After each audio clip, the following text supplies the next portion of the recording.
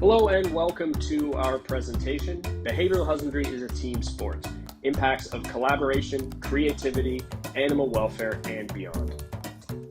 So, who are we? My name is Kyle Banton-Jones, and I'm the General Lead Keeper of the Toronto Zoo. And I'm joined with my fellow three presenters, Holly Ross, the Behavioral Husbandry Supervisor at the Toronto Zoo, Sarah Gorley, the Nutrition Science Supervisor at the Toronto Zoo, and Olivia Weaver from Strategic Communications and Social Media. So this entire thesis around our presentation is that we are stronger together. Animal care is changing and advancing at such a rapid pace, and really the more we understand around animal care and how to keep animals in captivity, the more we understand how complex it is. And the more we understand that one department and person can't possibly deal with it on their own. And really one of the most complex things about keeping animals in captivity is, their mental welfare and behavioral husbandry. So the entire thesis of this presentation is sort of explaining our 1TZ approach to our behavioral husbandry program.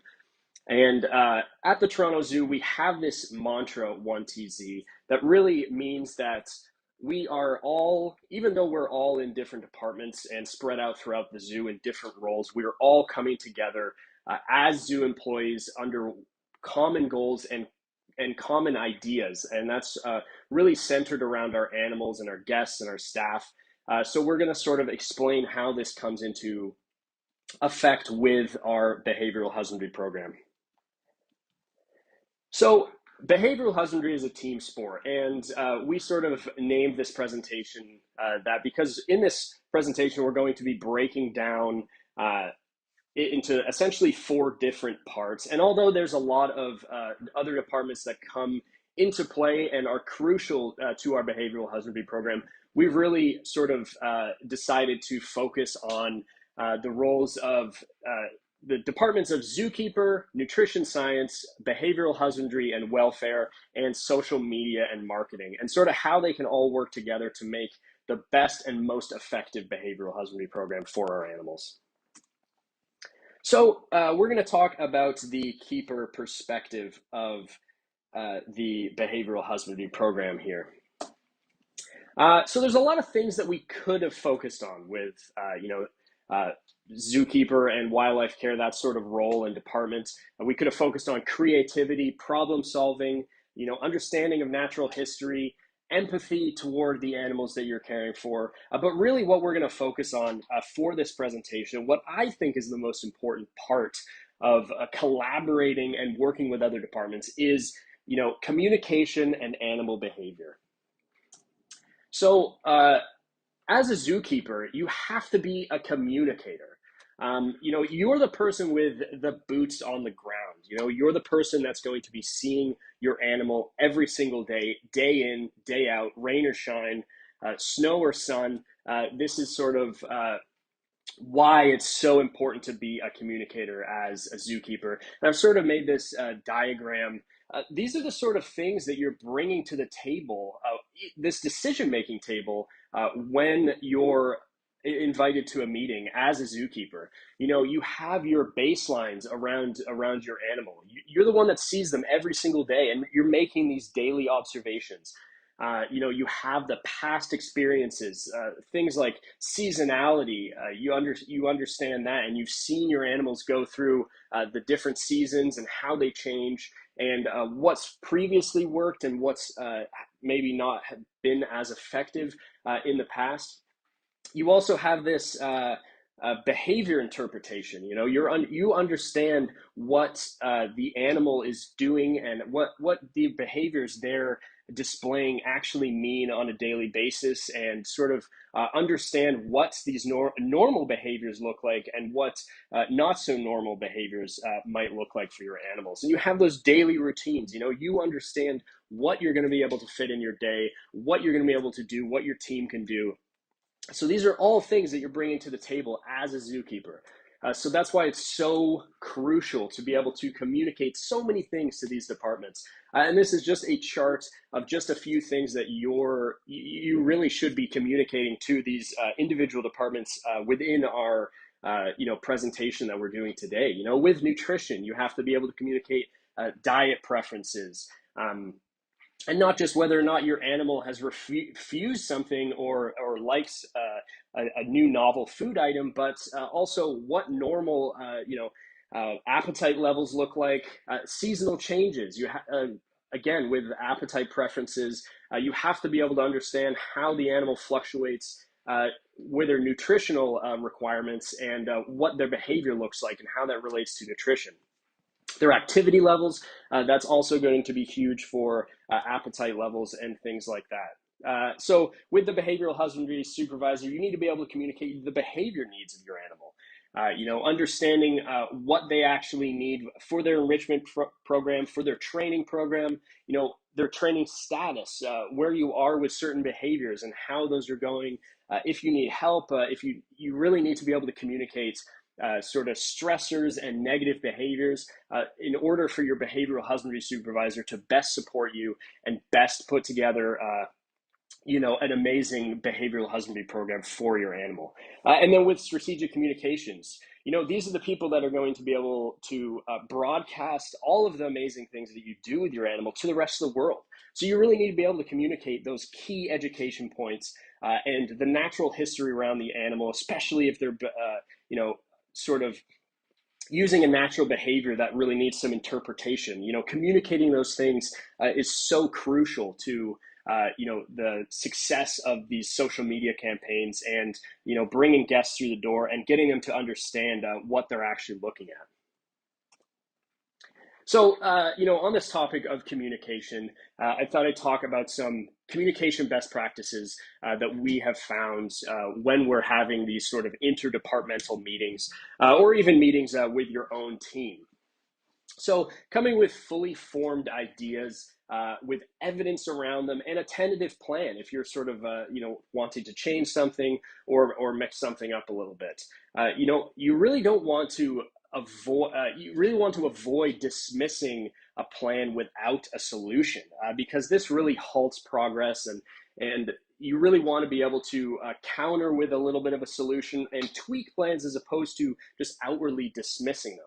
And, never dismissing an idea with, we tried that before, or this is the way we have always done it. Because these really discourage collaboration like nothing else.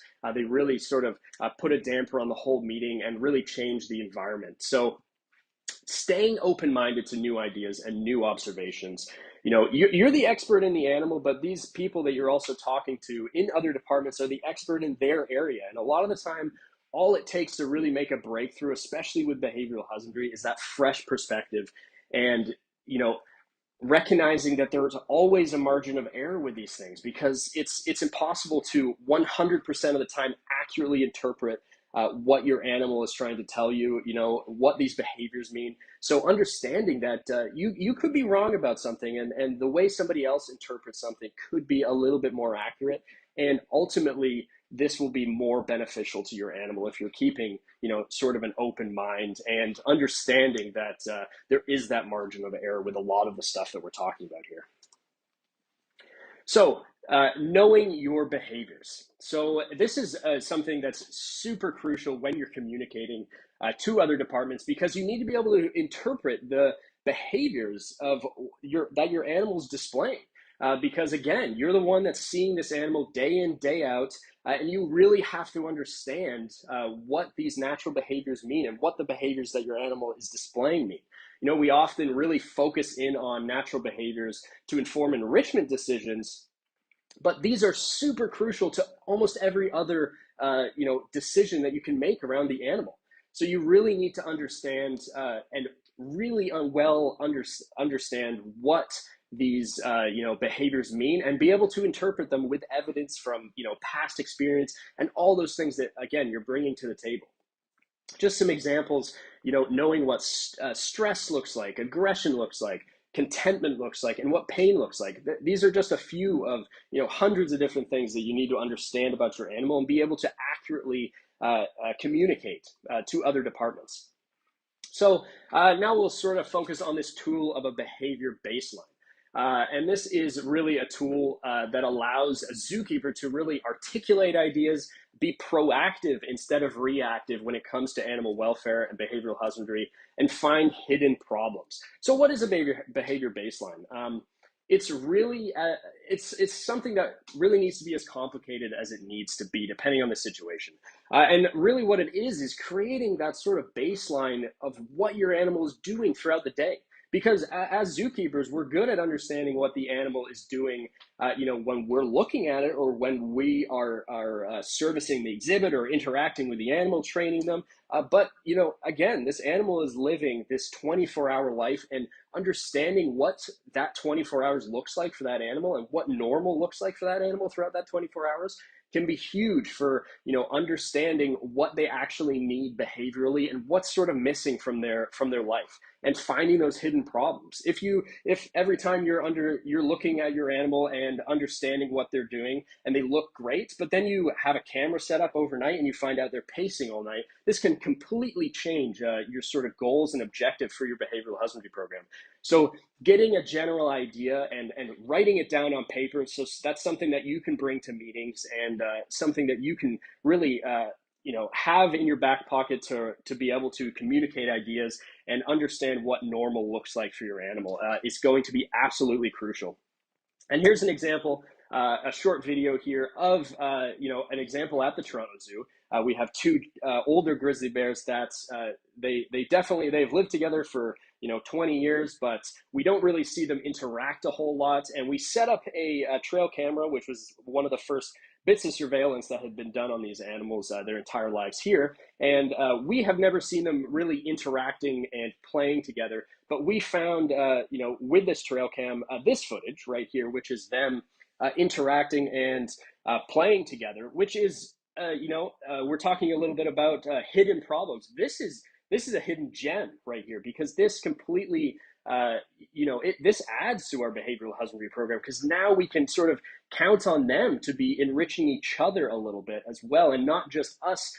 All the enrichment and all of that sort of interaction coming from us, they're actually really interacting together. So that can be huge.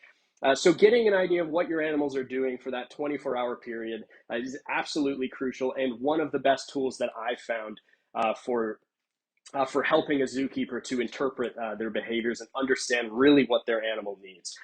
So now we will pass it off to Holly Ross, the Behavioral Husbandry Supervisor. Thanks, Kyle.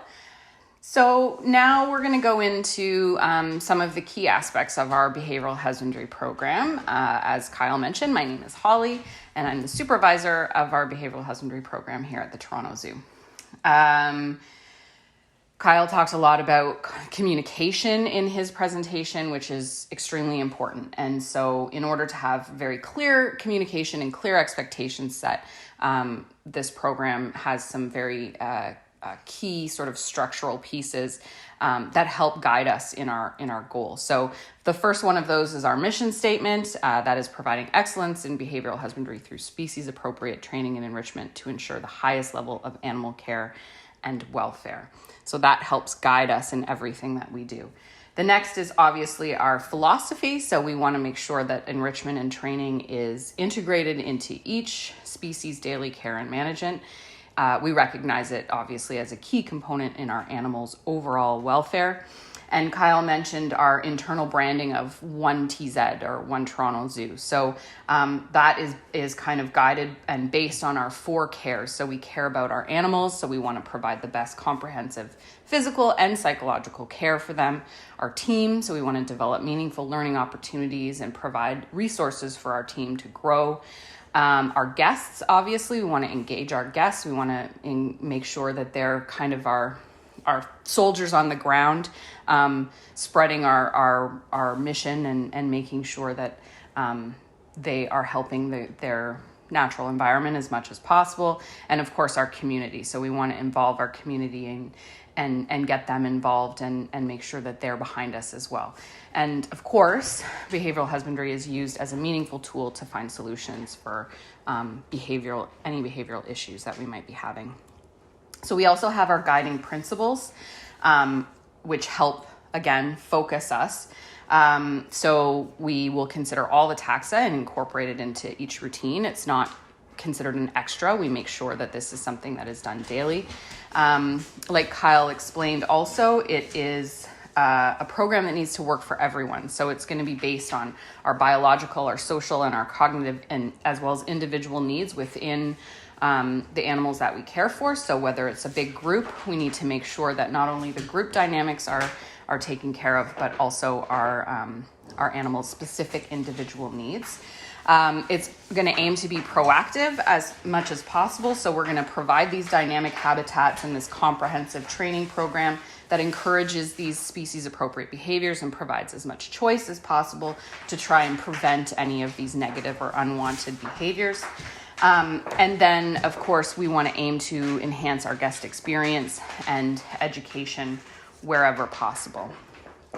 So our goals, some of my goals anyways, we have this sort of overall kind of mission to make our hidden zoo go extinct. So that means anything that is sort of behind the scenes that our guests might not know about. And for me, that includes our behavioral husbandry. I think it's really important. Not a lot of guests understand what that means, and that there is this whole component that we have at the zoo to try and maintain optimal psychological welfare, not just the physical, not just the nutrition and the vet care. So we're going to do that, obviously, by engaging our staff and educating our staff and our guests on the importance. So making sure they know where we stand, what's important, our goals, and then trying to engage our guests and our staff as much as possible. And so we do that a lot with our social media. We have a very, very dynamic social media program, which you'll learn about shortly. And then we've also started to incorporate different pieces like our enrichment build team. So we have that open to the entire zoo so they can come out.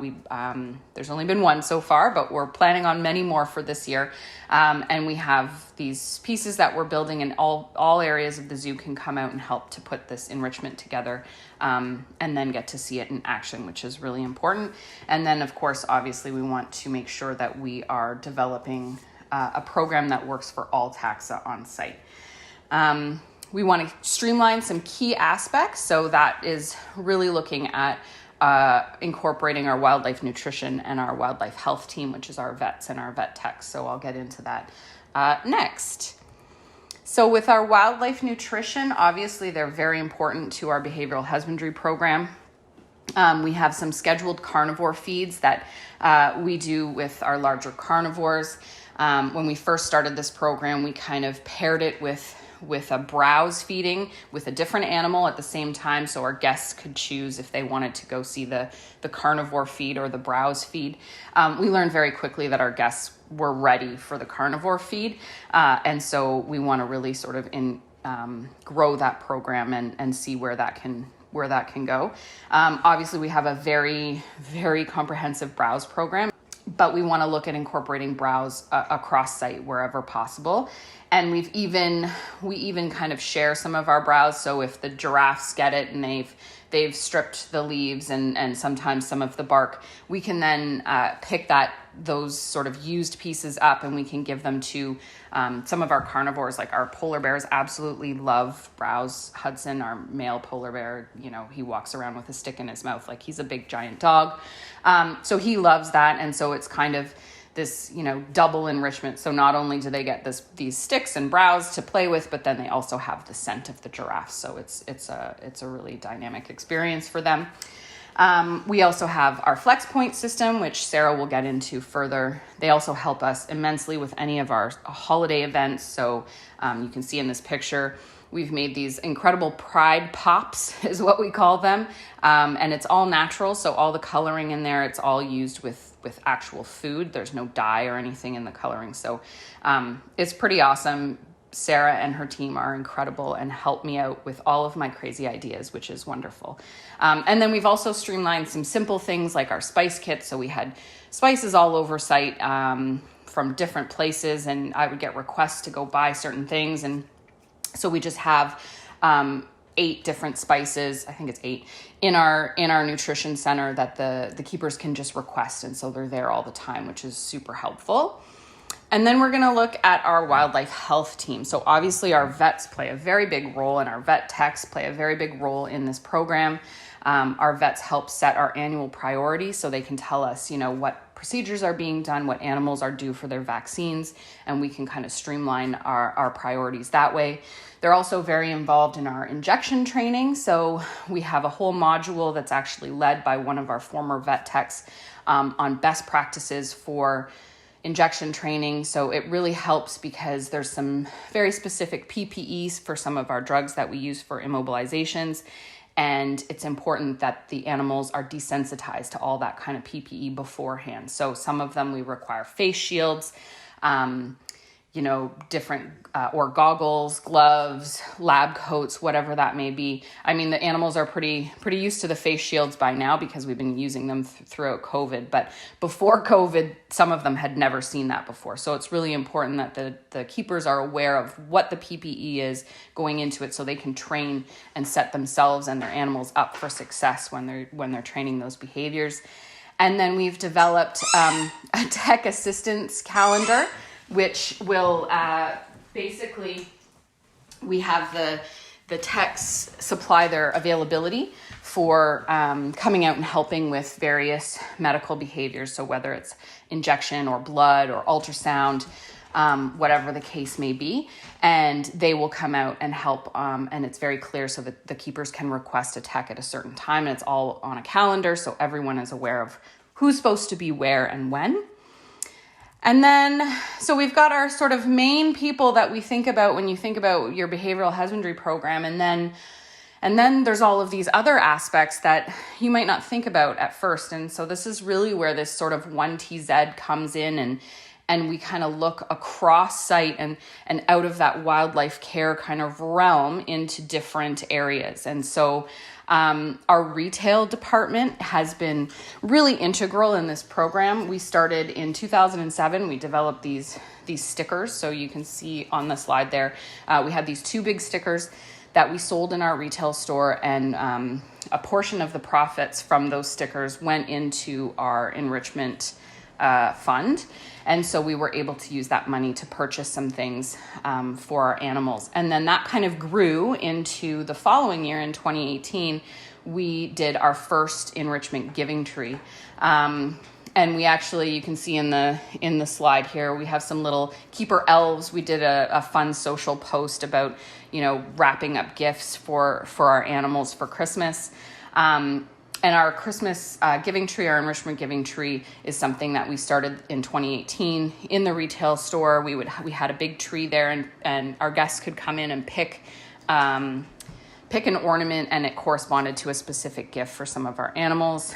Then we also had some other small fundraising initiatives. Our holiday schedules, so we started with some Christmas enrichment schedules and some specific times where our guests could come out and learn about enrichment and see our animals get some fun themed enrichment. You can see our Canada Day one was very popular. And so we started kind of very small, and now 4 years later, we have this really incredible program. So we have an annual giving tree. That is not, so you can see it there, that's in our Zookeeper. We have that, but we also have an online portion that goes with it as well, which is really successful. So our first giving tree, we made about $2,000, which we were very, very excited about. And then we developed this online aspect to it as well. And so the last 2 years, we've made about $14,000 each year specifically for enrichment, which is incredible. We've extended our holiday enrichment schedules to include everything. So Christmas, like I said before, Canada Day. We also have some Pride Day or Pride Month enrichment events, which is really incredible. We had a big enrichment event. You can see that's Charles, our silverback down there. We had a big one for our 45th anniversary, which was really exciting. And then, of course, there's these new expectations that have been set. So our guests expect to see these things when they come to the zoo and for our holidays. And we're seeing more and more guests actually pointing out enrichment in exhibits, whereas before they would say, oh my gosh, it's filled with garbage. And now they can explain what it is and what it means, which is, a huge win for us, for sure. We've actually had our first request for an enrichment gender reveal. So we'll be doing that. Maybe by the time this happens, we will have already done it. So it'll be very exciting. And then, of course, we really want to include our social media team. So Olivia and that team are incredible. They're always up for any of the craziness that we ask them to do. But I just wanted to take the opportunity to sort of tell you kind of where we've come from. So this first picture here is one of our staff members. You can see she's clearly a staff member. She's got her name tag and all that. That kind of picture was all of these pictures actually that are up here were completely not allowed only a few years ago. And so our social media kind of started out really limited in what we were able to share. And now the world's our oyster. We can share whatever we want, which is really incredible. And it's really helped to, help us expose the hidden zoo or make the hidden zoo go extinct. And then we've also started Training Tuesday posts. We increased our holiday content. So we have a holiday video for almost every holiday there is. And then we've also started to create a lot of fun and different kind of things. We're on TikTok now, which has been a lot of fun. So we're really just increasing that awareness and really promoting the program. Next, you'll hear from Sarah. She's going to take you through our nutrition program, and then Olivia at the end. Thank you.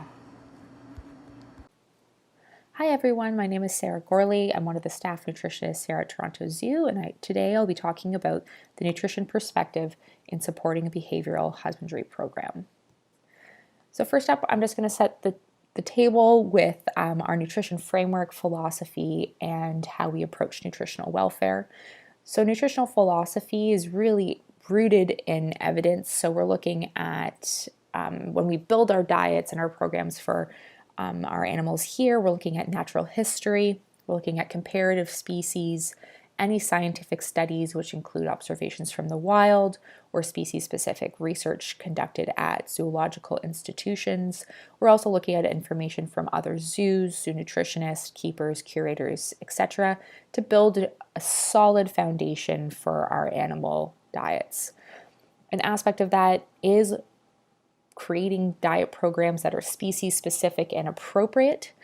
We also break that down to an individual level. As we all know, we have lots of special individuals under our care that require individualized diet programs beyond just species-specific. The other part of our nutrition philosophy really is that all food consumed is part of the diet. We don't really consider anything that's used for training or director or CEO tours or behind the scene tours as something separate or extra.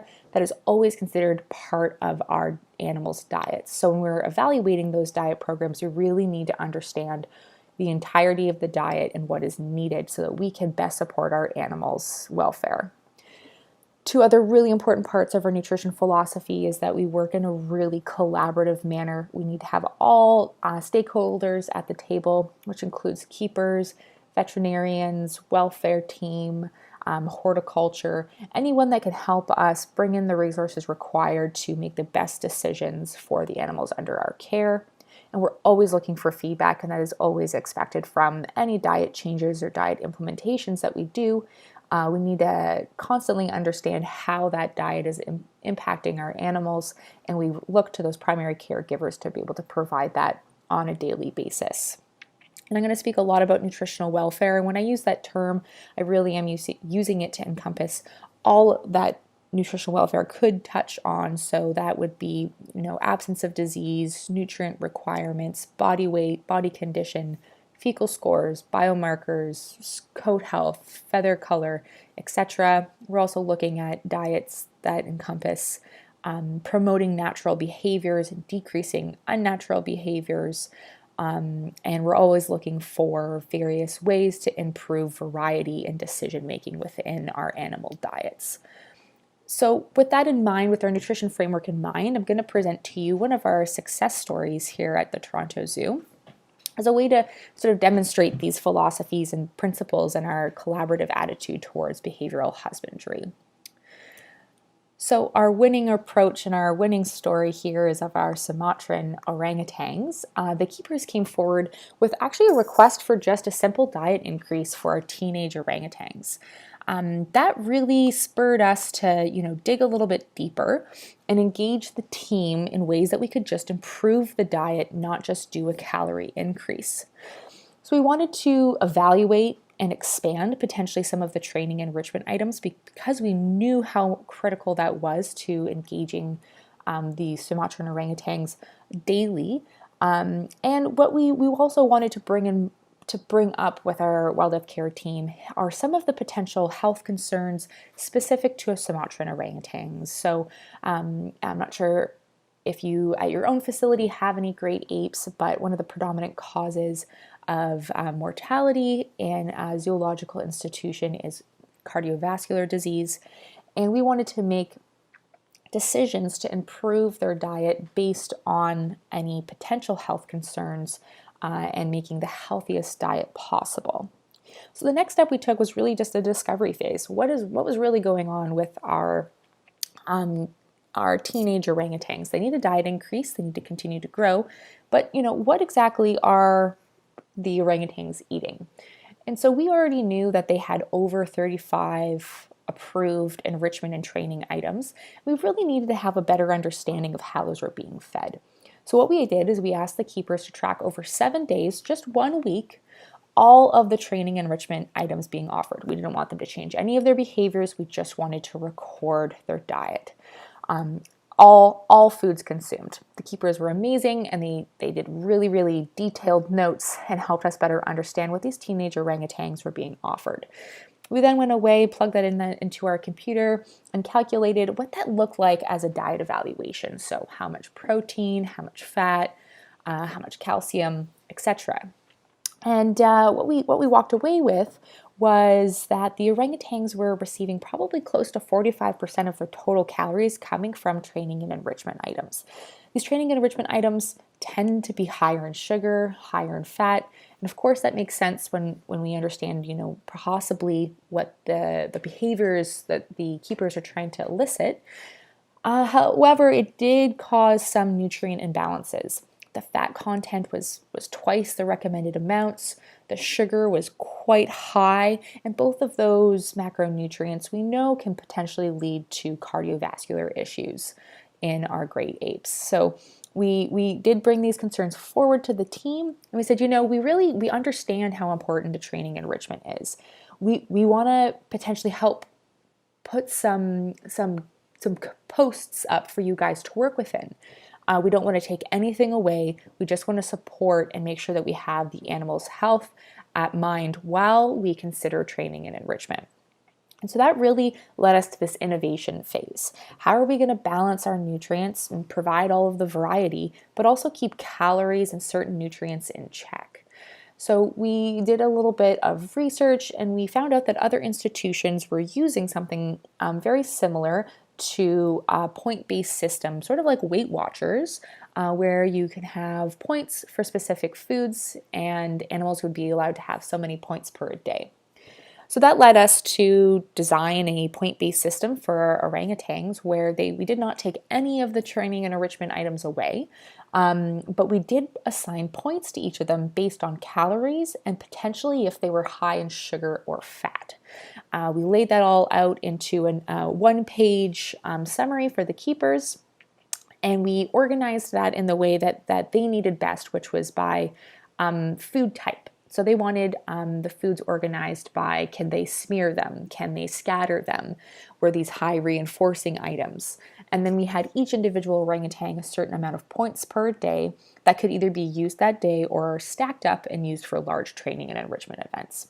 We then implemented this system and tried to resolve any problems that came up and make any improvements.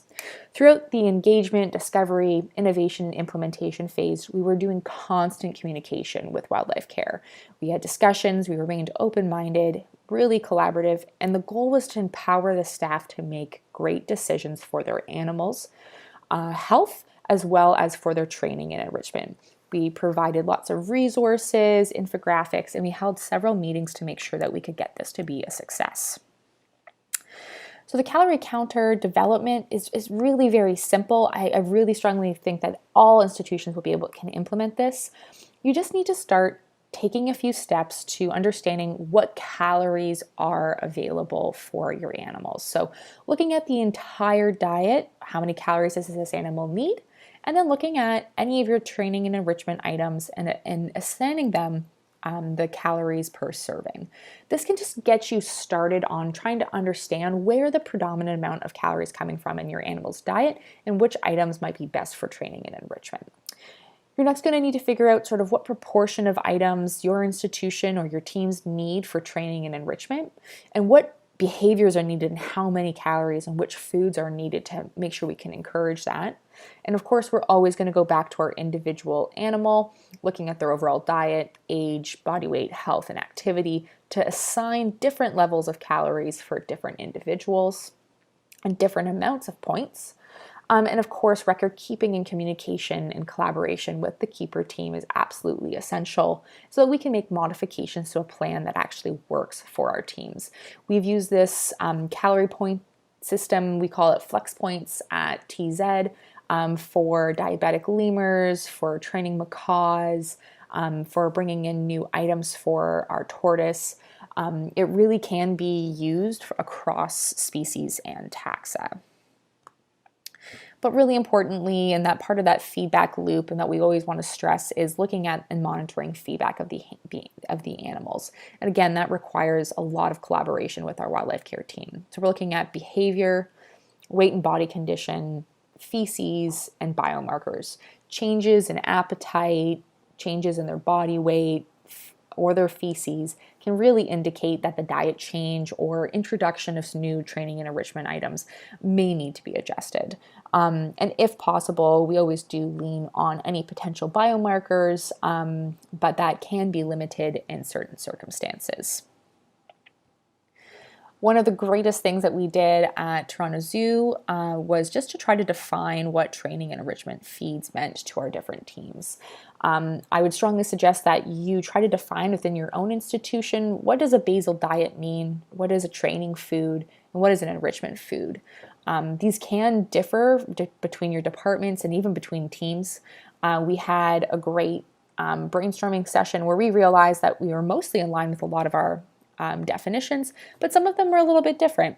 And that wasn't not necessarily a bad thing. It was just helping us expand our understanding and open-mindedness around how different team members and different teams view food. Ultimately, that really does help us become more collaborative and more understanding and compassionate when we have these requests come in, that we all have a slightly different perspective on what these foods mean to us. And again, these success stories, we have various different programs at Toronto Zoo, and we have these unique species and individuals, but the framework and philosophy can be applied to all of them. With that form of problem-solving framework and philosophy, you can use this to solve any of your behavioral and husbandry issues or events where you can maintain animal welfare and balance their health. It does require a lot of discussion, continuous communication, and collaboration, but it always ends up with really a lot of success. Success for us means that we have an engaged staff that are thinking creatively and out of the box, where we're using safe training and enrichment items that benefit animals' welfare, and that we're really capturing the minds and the hearts of the community as we do so. I wanted to leave you with some useful references that I regularly use to help guide nutrition-based decisions. Knowing where to go and quickly finding nutrient information will help you feel more confident in making these decisions. So the AZA NAG website is filled with great resources, body condition charts, fecal charts, feeding guidelines, species-specific research. USDA Food Database and Feedopedia are excellent sources for calorie and nutrient profiles of regularly used foods.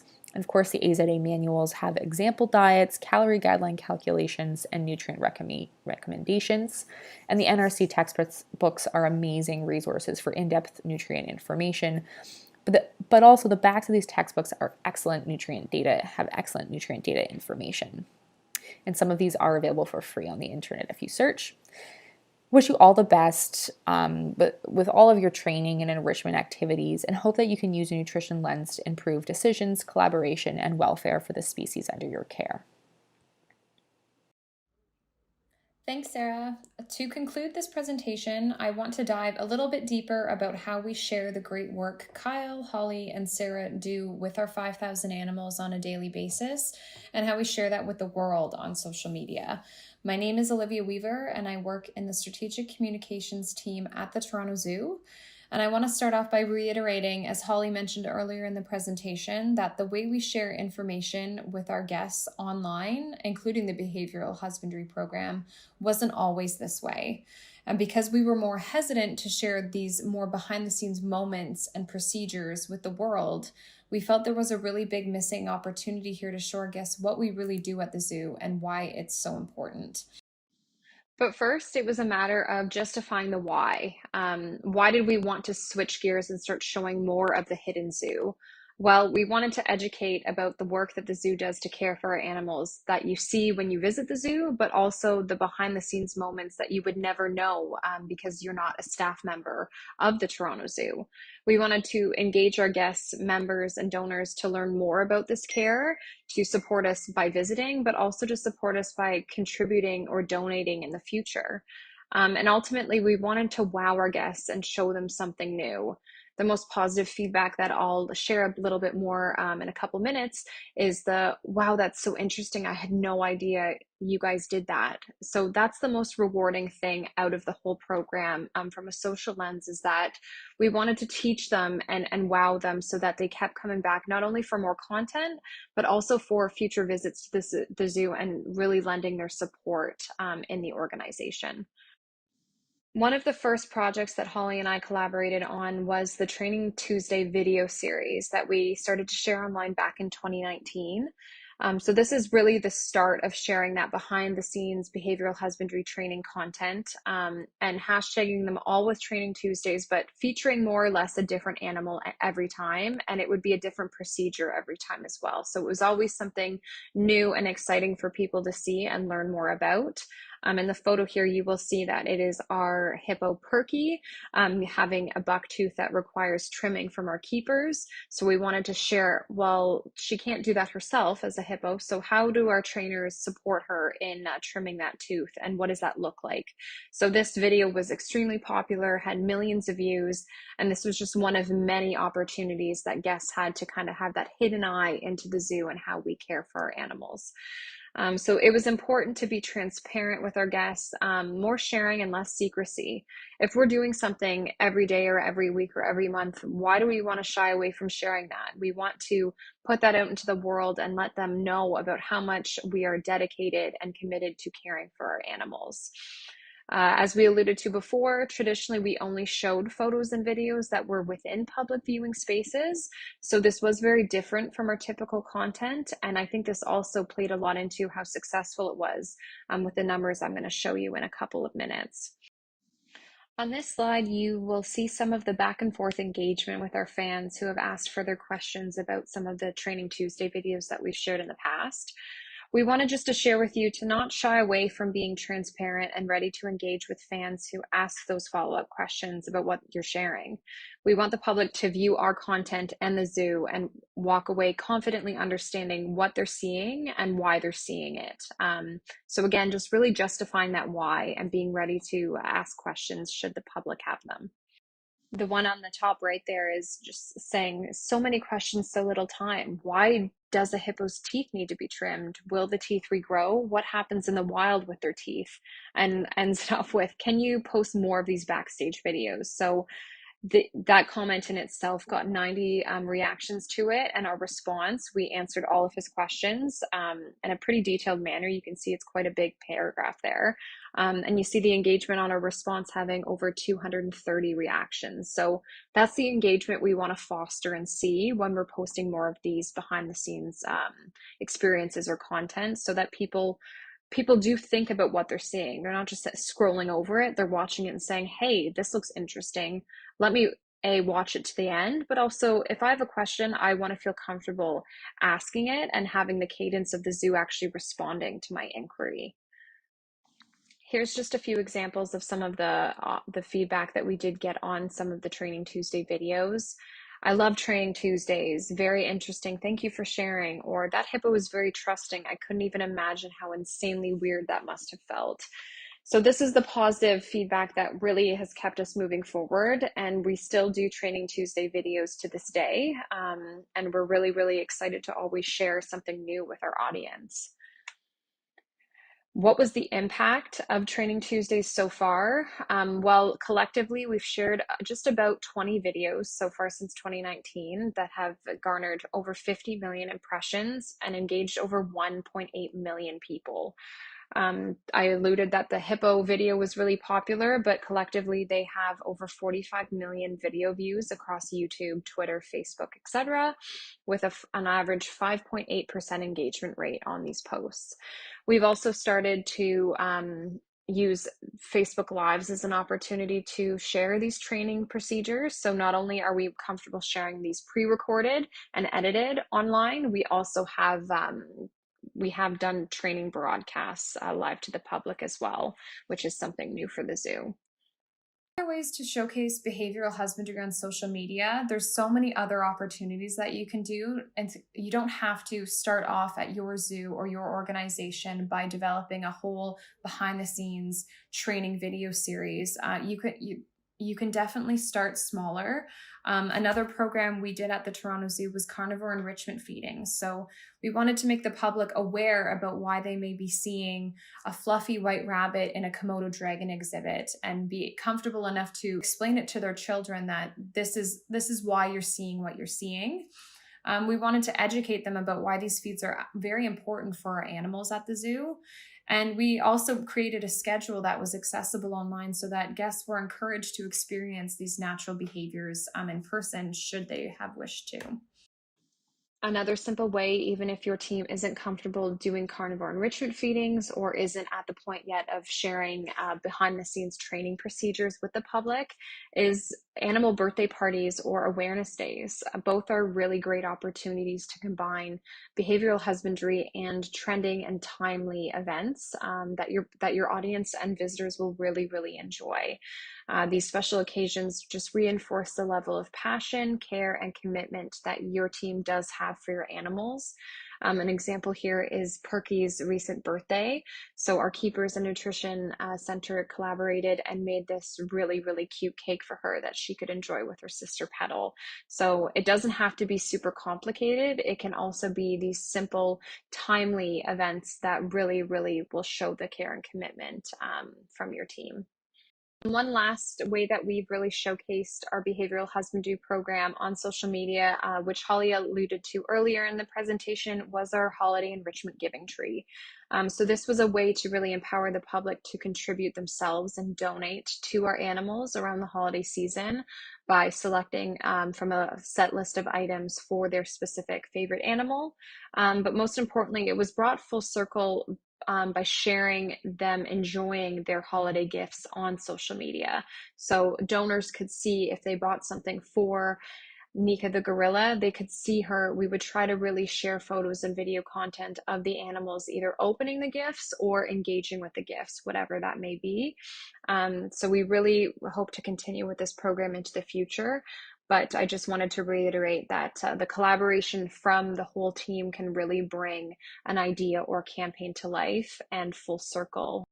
So all that to say, don't be afraid to share the hidden zoo, whatever that means for you and your team. I do want to just say again, you don't have to make it super complicated from the beginning. So you can always start small and share some Animal Awareness Day content or birthday parties, or want to share new feedings with the public. It doesn't have to be a full video series right off the gate. We did have to start somewhere, and that was not being able to really share a lot with the public, and look how far we've come. So just really justify that why with your team and management, and we hope to see more engaging behavioral husbandry content from zoos that you work at in the future.